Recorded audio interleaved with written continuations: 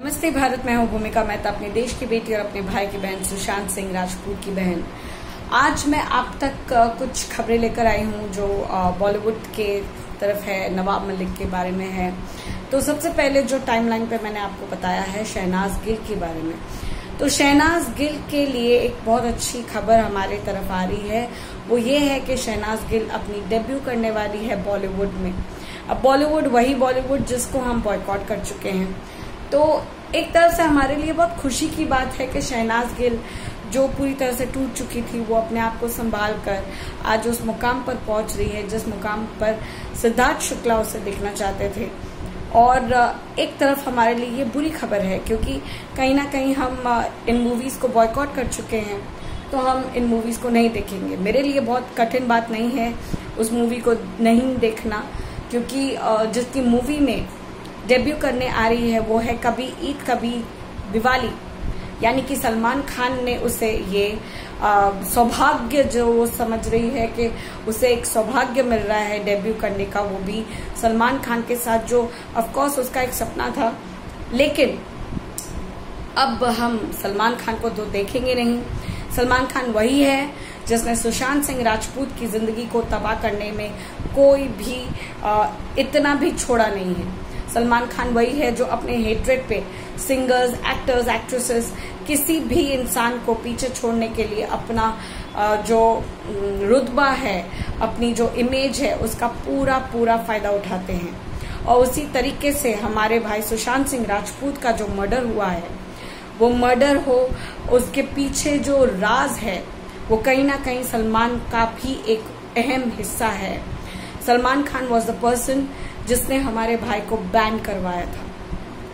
तो उस बैन करने के बाद सुशांत की जिंदगी में कितने फेर आए, यानी कि कितने डिफरेंस आए, कितना अलग उनको महसूस कराया गया, कितना उनको इग्नोर किया गया पूरी इंडस्ट्री ने, किस तरीके से उनका साथ छोड़ा। सलमान खान सबसे बड़ा रीजन है। मैं उस इंसान को कभी माफ नहीं करूंगी। एंड जो रियल एसेसारियंस है उसे पता है कि कितने सारे रीजंस है सलमान खान को माफ ना करने के। कुछ चिन्नू पिन्नू से लोग हैं जो आज भी कहते हैं कि हम सलमान भाईजान, मेरा ये, तो अपने सलमान भाईजान को अपने पास रखो, क्योंकि ये हमारे लिए वही सलमान है जो रास्ते पर लोगों को सोते वक्त सोने के लिए जगह नहीं, उनके ऊपर गाड़ी से उन्हें कुचल देता है, या किसी जंगल जाकर प्राणियों को मारता है और उसमें अपनी शान ढूंढता है। ये वही सलमान खान है। और ये सलमान खान अपनी इस मूवी को चलाने के लिए, क्योंकि उसे बहुत अच्छे से पता है शहनाज गिल को हम कितना प्यार करते हैं, हम उनके ऊपर जान निछावर करते हैं, लेकिन जहाँ एसेसारियंस की बात होती है, सच्चे जनता की बात होती है, जो इंसाफ को देखना चाहते हैं, इंसाफ होते हुए देखना चाहते हैं, उनको बॉयकॉट कराने के लिए, मतलब उनको आपकी मूवीज यानी कि सलमान खान की मूवीज को बॉयकॉट करने में ऐसा वक्त लगेगा। हम ना आपकी मूवी देख रहे हैं, ना बॉलीवुड की मूवीज देख रहे हैं, तो हम आपकी मूवीज क्यों देखेंगे? जस्ट बिकॉज शहनाज गिल आपकी फिल्म में होंगी। ये आपका तरीका होगा स्टारडम लूटने का, अपनी फिल्मों को चलाने का, लेकिन हमें ये राज नहीं आएगा, हमें ये बिल्कुल भी कबूल नहीं है। शहनाज गिल, हम आपको कॉन्ग्रेचुलेट करते हैं आपकी डेब्यू पर, लेकिन और कुछ नहीं कह सकते। शहनाज गिल के थ्रू और एक बड़ी खबर आ रही है, लॉकअप, जो कि अपने अंतिम पड़ाव पे है। अंतिम पड़ाव यानी कि 1 या 2 हफ्ते ही शायद बाकी है फाइनल राउंड्स पे।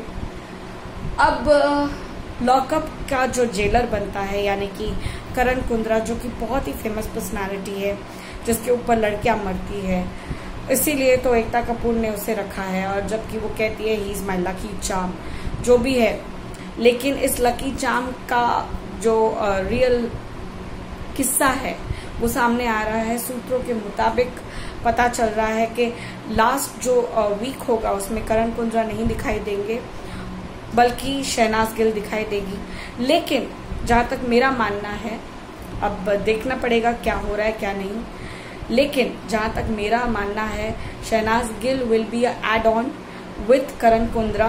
करण कुंद्रा के साथ शहनाज गिल स्टेज शेयर कर सकती है as an anchor, as an jailer, लेकिन करण कुंद्रा को क्यों निकाला जाएगा? कोई फालतू ही अपडेट है ये कि करण कुंद्रा को निकाला जा रहा है, उसके बदले शहनाज गिल को रखा जा रहा है, तो ये फालतू अपडेट है। करण कुंद्रा पूरे शो में टिके रहेंगे और क्यों ना हो, वो शुरुआत से थे। लॉकअप कैसा है क्या है मैंने बिल्कुल भी नहीं देखा है और मुझे इंटरेस्ट भी नहीं, लेकिन जो अपडेट्स आती है वो आप तक जरूर पहुंचाती हूँ। तो ये अंतिम चरण में है लॉकअप, कंगना रनावत के एंकर्ड शो लॉकअप होने वाला है बहुत जल्द। अब ये बात तो हो गई, अब आपको ये बताना चाहूंगी कि कोई साउथ के डायरेक्टर प्रोड्यूसर है mister Sudeep, I do not remember his full name, लगभग उनका नाम कुछ खींचा सुदीप है, जिन्होंने अपनी रीजनल मूवीज यानी कि साउथ मूवीज को दर्शाते हुए ये कहा है कि साउथ मूवीज का इतना नाम हो चुका है कि साउथ मूवीज इतना चलन पे है। और आप लोगों को बता दूं कि हिंदी मूवीज क्या कर रही है, हिंदी मूवीज कुछ नहीं कर पा रही है। और दूसरी बात, हिंदी रीजनल लैंग्वेज नहीं है भारत की रीजनल लैंग्वेज कुछ भी नहीं है। तो जिस हिसाब से हिंदी को देखना चाहिए उसी हिसाब से साउथ को भी देखना चाहिए। बिल्कुल मैं आपकी बात से सहमत हूँ, लेकिन आप ये जिस तरह से कह रहे हैं वो गलत है। आप बताना चाहते हो हिंदी मूवीज और साउथ की मूवीज का जो कॉम्बिनेशन हो रहा है उसको आप लेकर खुश हो या नहीं हो, बट बहुत ज्यादा गर्व आ गया है, बहुत ज्यादा एक अहम आ गया है। तो आपको बता दूं, आई अंडरस्टैंड कि डॉक्यूमेंट्स, यस आप लोगों को भी नहीं पता होगा, थ्रू डॉक्यूमेंट्स ये बात सही है कि हमारी राष्ट्रीय भाषा हिंदी नहीं है। हिंदी एक ऐसी लैंग्वेज है जिसे समझना बोलना बहुत ही आसान हो जाता है और बहुत ही आसान होता है भारत के किसी भी प्रदेश में देश में जाने से इस लैंग्वेज को बहुत अच्छी तरीके से समझा जाता है, इसीलिए हम इसे राष्ट्रीय भाषा कहते हैं। But by documents it is not राष्ट्रीय भाषा। लेकिन मिस्टर सुदीप, आप जिस तरीके से इसे दर्शा रहे हो वो गलत है। और इस पे अजय देवगन आजकल जो बहुत चर्चा में आना चाहते हैं सुबह केसरी करते करते, तो उस भाई साहब ने पान मसाले की ऐड करते करते ट्विटर पे लिखा है हिंदी में कि भाई साहब अगर आप ये समझते हो कि हिंदी इज नॉट अ राष्ट्रीय भाषा तो आप अपनी रीजनल लैंग्वेजेस वाली मूवीज को हिंदी में डब करके क्यों पेश करते हैं, क्यों बेचते हैं? बात वैसे वाजिब है, इसका आंसर मुझे मिलना चाहिए, मुझे मिलेगा तो मैं आप तक पहुंचाऊंगी कि ट्विटर पे क्या मिस्टर सुदीप ने इसका आंसर दिया है या नहीं। बहरहाल अभी तक तो कुछ नहीं पता।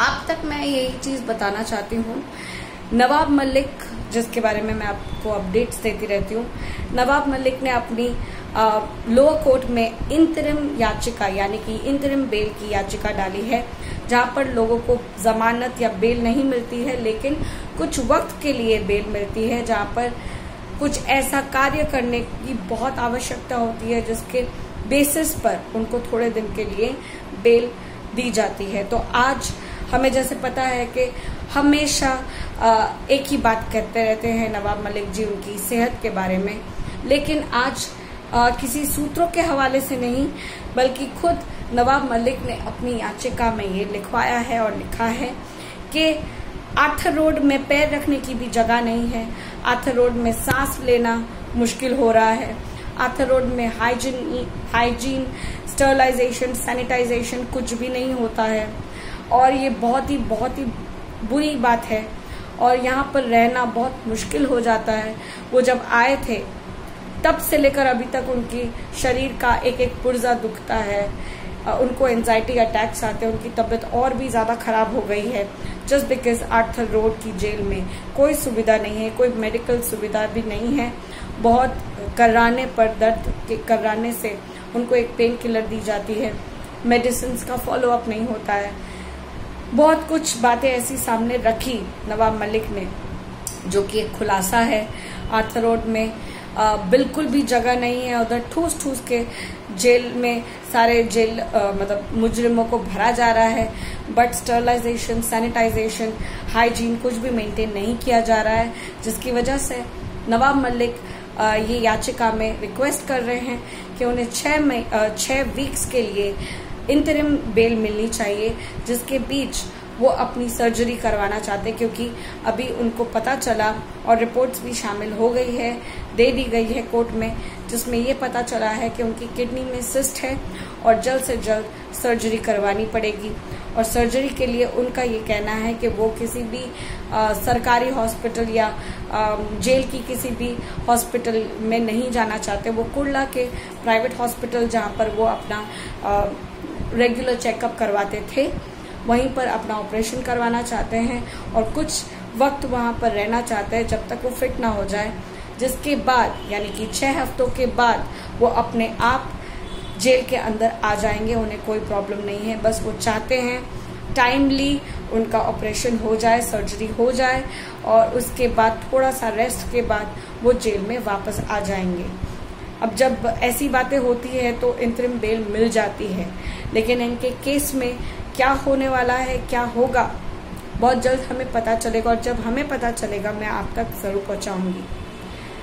यही बात करना चाहती हूँ कि आप सब अपना साथ मुझे जिस तरह से दे रहे हैं देते रहिए, मुझसे जुड़े रहिए और मेरी इन सारी अपडेट्स को आप अपने लोगों में शेयर करिए, कमेंट करिए, सब्सक्राइब करिए, ताकि मैं अपनी आवाज़ को और बुलंद कर सकूं। मुझे आपके सहारे की तो नहीं, बट आपके साथ की ज़रूरत है। जैसे कि मैं हमेशा कहती हूँ, सहारा नहीं चाहिए होता है, साथ चाहिए होता है।